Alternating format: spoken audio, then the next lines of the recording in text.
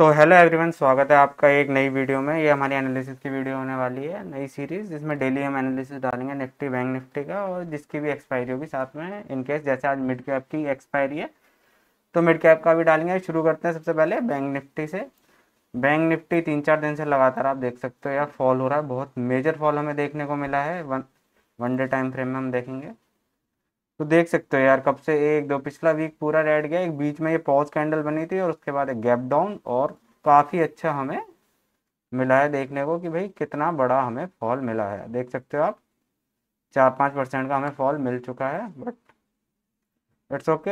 हमें अपना डेली का ट्रेड करना है, इसमें हम कुछ नहीं कर सकते। फॉल हो रहा है चाइनीज़ मार्केट की वजह से, बहुत सारी चीज़ें वॉर की वजह से, बट मेन इशू ये है कि लास्ट डे आप देख सकते हो इसने कितनी बड़ी विक बनाई है। मतलब अगर 15 मिनट टाइम फ्रेम पे शिफ्ट हो, पहले तो ये लेवल्स आप मार्क कर लेना। आपको इस एनालिसिस का यूज़ ऐसे करना है कि लेवल्स मार्क करने हैं, मेजर माइनर सपोर्ट रेजिस्टेंस आपको मार्क करने हैं, और याद रखना है कि भाई कैसे हमें ट्रेड बताया गया कि गैप अप के लिए, गैप डाउन के लिए या फ्लैट के लिए, और उसी चीज़ को आपको फॉलो करना है, उन्हीं लेवल्स को फॉलो करना है। स्ट्रैटेजी आपकी कुछ भी हो सकती है, पर लेवल्स का आप मेजरली ध्यान रखेंगे। तो 15 मिनट टाइम फ्रेम पे हम आते हैं। तो ये था कुछ प्रीवियस डे, कैसा आप देख सकते हो यहाँ ओपन हुआ था डे और पहले ऊपर की तरफ गया, और उससे प्रीवियस डे हाई के आसपास से इसने एक रेजिस्टेंस लिया और बहुत बड़ी एक कैंडल, और देख सकते हो 15 मिनट टाइम फ्रेम पे, और मार्केट फिर से नीचे की तरफ फॉल हो गया। और कितने पॉइंट फॉल हुआ हाई से लो तक, फिर से कुछ 1100-1200 पॉइंट हमें 2% के आसपास का फॉल बैंक निफ्टी में दिखा।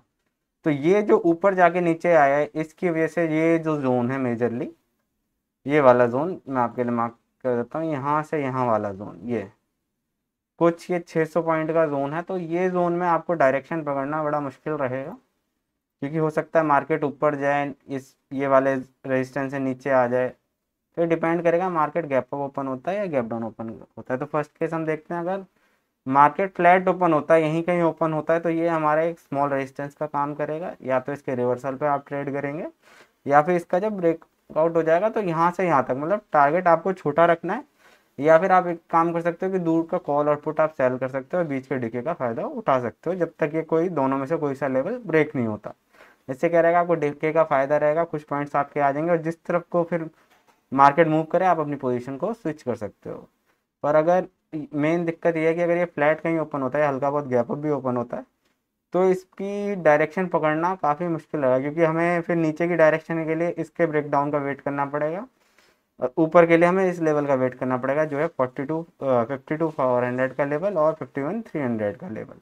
अगर नीचे ब्रेक होता है तो ये हमारा मार्केट कहाँ तक जा सकता है, फिर ये 51 का हम एक छोटा सा टारगेट ले सकते हैं, और वो भी टूटा तो फिर एक हमें बड़ा टारगेट देखने को मिल सकता है। तो ये है। और अगर गैप अप ओपन होता है तो इतना मेजर गैप अप अगर यहाँ भी कहीं ओपन हो सकता है, तो आपको इस लेवल के ब्रेक होने का इंतजार करना है। जब लेवल ब्रेक होता है, यहाँ से ऊपर जाती है मार्केट, कुछ सस्टेन करती है, उसके बाद ही आप ट्रेड लोगे। जैसे यहाँ से गई तो फर्स्ट पे आप ट्रेड मत लेना, कि पहले ब्रेकआउट पे थोड़ी देर मार्केट को टाइम स्पेंड करने देना, ब्रेक करने देना, और जब यहाँ से कोई बाउंस दिखे इस लेवल से, फिर आप ऊपर के लिए ट्रेड लेना। पर जैसे गिरती हुई मार्केट में हम ऊपर का नहीं सोचेंगे, हम सोचेंगे भाई नीचे जा रही है, हम पकड़ते जाएँ जहाँ तक नीचे जाए, और रिवर्सल पे अपना ट्रेलिंग स्टॉप लॉस ले लें, ताकि हमसे कोई बड़ी अपॉर्चुनिटी मिस ना हो। अब हम आ जाते हैं किस पे, निफ्टी पे। निफ्टी का अपना क्या है, निफ्टी में भी सेम हुआ, आप देख सकते हो कि भाई मार्केट ओपन हुई, ऊपर गई, और फिर एक लगातार फॉल हमें इसमें भी देखने को मिला। इसमें भी प्लान हमारा सेम ही रहेगा, लेवल्स हम इसके बीच में हम कोशिश करेंगे कि कुछ बड़ी पोजीशंस ना बनाए, कॉल और पुट सेल करने की कोशिश करेंगे, और इन लेवल के ब्रेक होने पे पॉजिटिव या नेगेटिव होंगे। ये स्मॉल रेजिस्टेंस है 25,400 का, और ये एक स्मॉल सा सपोर्ट है। यहाँ ओपन होता है तो ये रेजिस्टेंस की तरह वर्क करेगा, और जब इसे ब्रेक हो और इस पर बाउंस ले, तो हम फिर यहाँ तक का टारगेट लेके एक अपसाइड का ट्रेड ले सकते हैं।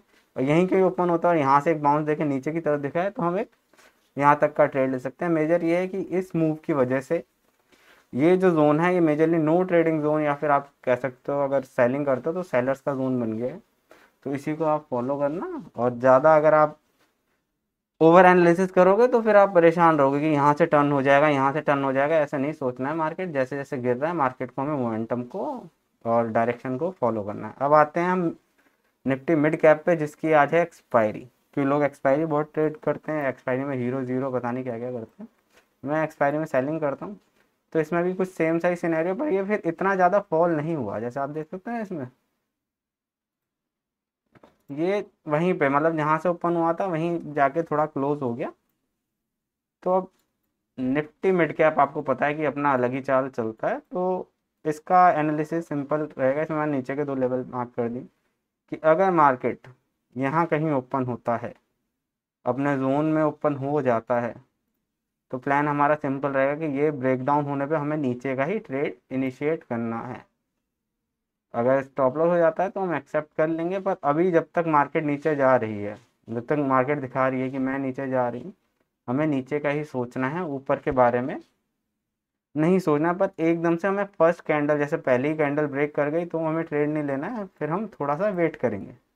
वेट कैसा करेंगे वो भी मैं आपको समझाता हूँ कि किस तरीके का। अगर या तो यहाँ से जैसे यहाँ ब्रेक हो गई, पहले ही बड़ी कैंडल बन गई और ये लेवल हमारा ब्रेक हो गया, कुछ ऐसा सा सिनेरियो हो गया कि पहली कैंडल ऐसी बन गई रेड, तो फिर हम कोशिश करेंगे या तो ये पहले वापसी आए, यहाँ पे आए मार्केट कैंडल बनाने के बाद, और यहाँ पे फिर एक और कोई रिवर्सल कैंडल बनाए, फिर हम उसका हाई या इसका हाई को एसएल की तरह मार्क कर लेंगे और नीचे इस टारगेट तक का वेट करेंगे। अब यहाँ पे हम क्या कर सकते हैं, जैसे मार्केट यहाँ पे आए, या तो हम अपनी 50% क्वांटिटी निकाल देंगे और एसएल को ट्रेल करके कॉस्ट टू कॉस्ट कर देंगे, या फिर हम पूरा प्रॉफिट बुक कर लेंगे और डे क्लोज कर देंगे।